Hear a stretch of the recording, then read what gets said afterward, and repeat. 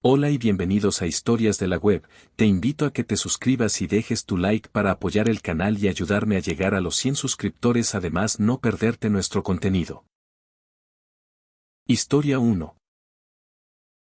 La trampa perfecta. Así logré que despidieran al compañero más flojo de todos. Hace unos años trabajaba en un hospital en el área de servicios ambientales, que básicamente se encargaba de mantener todo limpio y libre de residuos, incluyendo la basura común y los desechos médicos. El trabajo no era complicado, pero sí exigía cierta disciplina, constancia y muchas horas caminando de un lado a otro, algo que para mí funcionaba perfecto porque siempre he tenido TDA. Ese ritmo me ayudaba a mantenerme enfocado.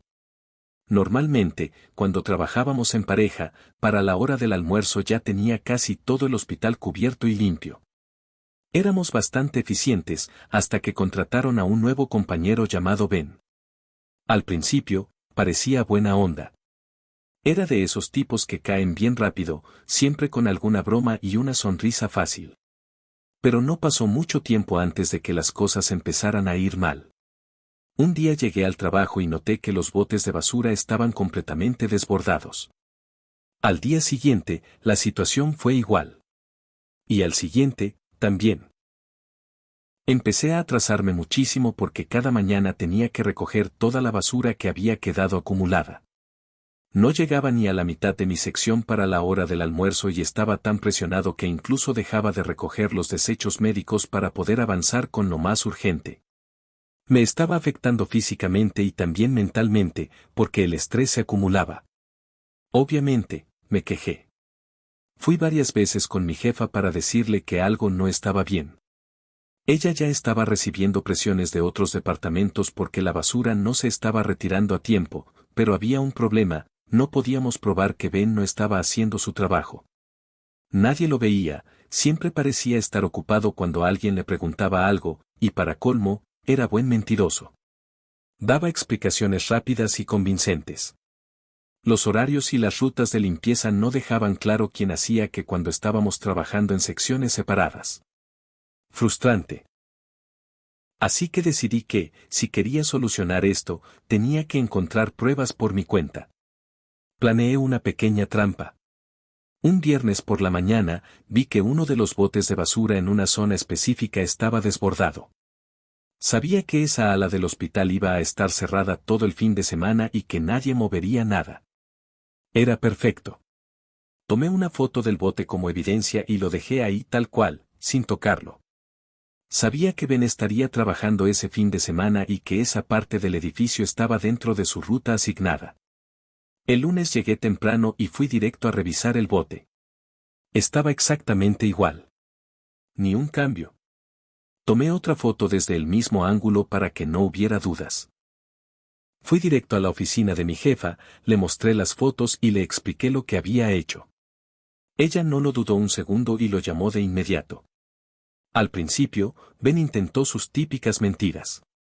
Dijo que había pasado por ahí, que había vaciado todos los botes, que tal vez alguien más lo había llenado después. Pero cuando le mostré las fotos, con las marcas de fecha y hora claramente visibles, simplemente se quedó callado. No tenía salida. Lo habían atrapado con las manos en los bolsillos, literalmente, porque pasaba buena parte del día escondido en pasillos poco transitados, jugando con su teléfono. Lo despidieron ese mismo día. Además, lo vetaron de todos los departamentos del hospital, así que no podría ni postularse para otra posición dentro del mismo sistema. Sentí un gran alivio, no solo porque la carga de trabajo volvería a ser justa, sino porque por fin alguien que no hacía nada, pero sabía cómo aparentarlo, había tenido consecuencias. No siempre uno puede darse el gusto de desenmascarar a las personas que perjudican a los demás por pura flojera. Pero cuando ocurre, se siente increíble. Historia 2.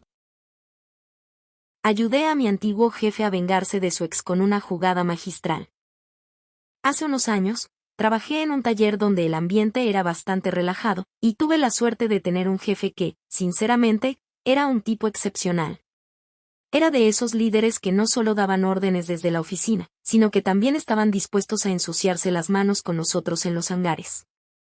Siempre estaba ahí, ayudando, asegurándose de que las cosas se hicieran bien y a tiempo. La verdad es que rara vez lo veías perder la calma. Pero había una cosa, solo una, que lo sacaba de quicio por completo: su ex. Era impresionante lo rápido que se tensaba cuando recibía mensajes de ella. Parecía que esos textos tenían la habilidad de arruinarle el día en segundos. La razón era que, debido a un tema legal que él nunca me explicó del todo, tenía que revisar y guardar registro de cada mensaje que ella le enviara, aunque fueran tonterías. El sistema donde gestionaba estos mensajes marcaba cualquier mensaje no leído como pendiente en su expediente, así que no podía ignorarlos, aunque quisiera. Ella lo sabía perfectamente. Su ex aprovechaba esto al máximo. Le enviaba mensajes molestos y sin importancia, pero que, técnicamente, debía leer y gestionar. Eran cosas menores, como preguntas obvias que fácilmente podrían resolverse con un simple no o con sentido común. Pero ella lo hacía para distraerlo y sacarlo de balance. Uno de sus trucos favoritos era pedirle que le adelantara pagos de manutención. No estaba obligado a hacerlo, pero los mensajes eran tan constantes que al final siempre terminaba respondiéndole solo para que dejara de fastidiarlo por un rato. Un día, después de verlo suspirar por 10ª vez en la mañana mientras revisaba el celular, le dije en broma: ¿por qué no le pagas por adelantado, pero a tu manera? Él levantó una ceja y me pidió que siguiera. Dale el dinero por adelantado, pero no en un solo pago, hazlo en pagos semanales, le dije con una sonrisa. Así lo obligas a ir al banco 4 veces más al mes para cobrarlo. Él se rió al principio, pero después se quedó pensando. Me explicó que su ex nunca quiso aprender a usar la banca en línea y que todavía insistía en ir al banco en persona a recoger los pagos. Era la oportunidad perfecta. A la siguiente vez que ella pidió un adelanto, él le respondió que sí, pero que le haría los pagos en cuotas semanales. Y así lo hizo. Ella no pudo decir que no, porque al final estaba recibiendo lo que quería, el dinero adelantado. Desde entonces, cada vez que llegaba el día de pago, mi jefe sonreía con satisfacción.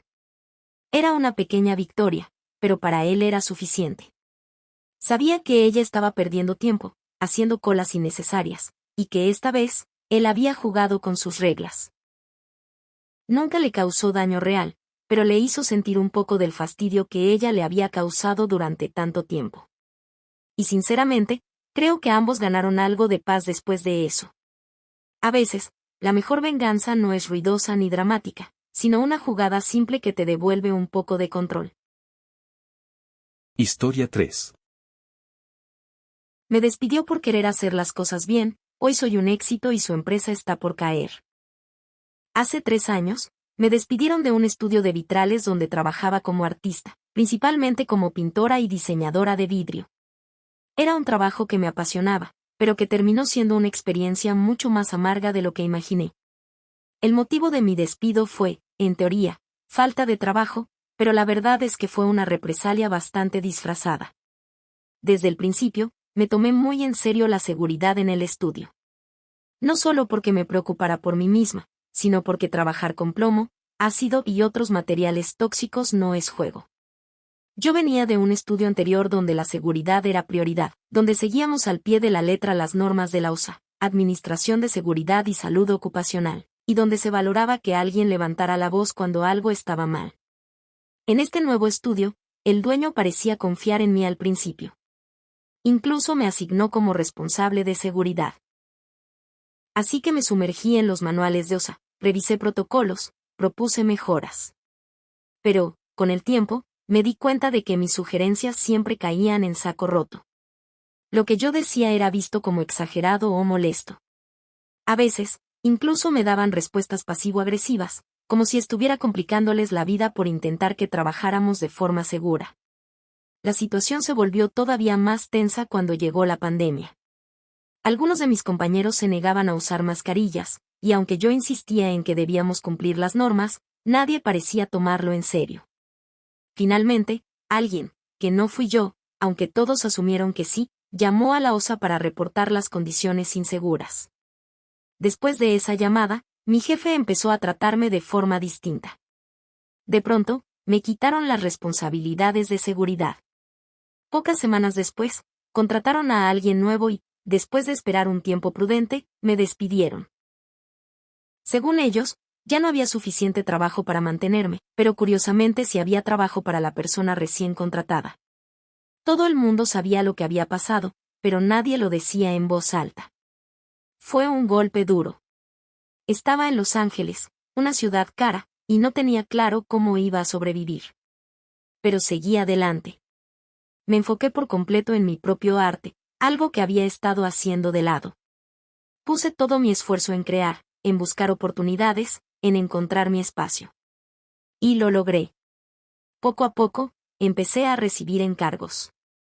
Luego llegaron las exposiciones colectivas. Después, una galería importante se interesó en mi trabajo y me ofrecieron una exposición individual. De pronto, me vi con una agenda llena de proyectos.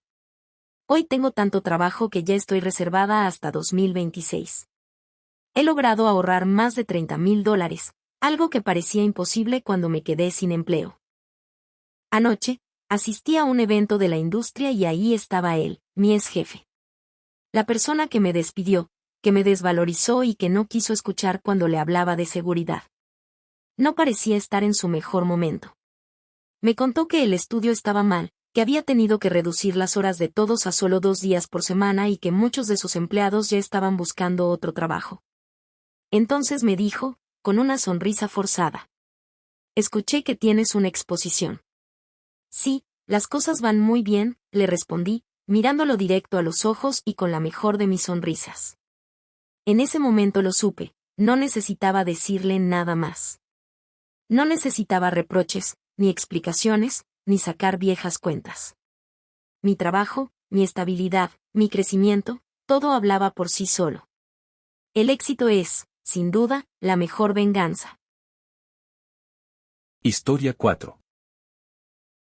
Me pidió trabajo después de dejar bien claro que no somos amigos. Hace más de 10 años, pasé por un divorcio complicado, de esos que te desgastan emocionalmente y te cambian la vida. Como suele pasar en esas situaciones, los amigos en común terminaron eligiendo un bando, aunque yo nunca les pedí que lo hicieran.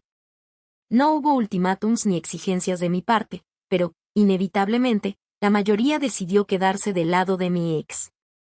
Lo entendí, la mayoría de ellos eran sus amigos antes de conocerme, pero igual dolió ver cómo las invitaciones dejaron de llegar, como los mensajes y llamadas se apagaron poco a poco, como algunos me eliminaron de sus redes sociales sin una palabra. No los culpé. Supuse que así era la vida después de una ruptura, y seguí adelante. Me dediqué a reconstruir mi vida. Con el tiempo, hice nuevos amigos y formé nuevas conexiones.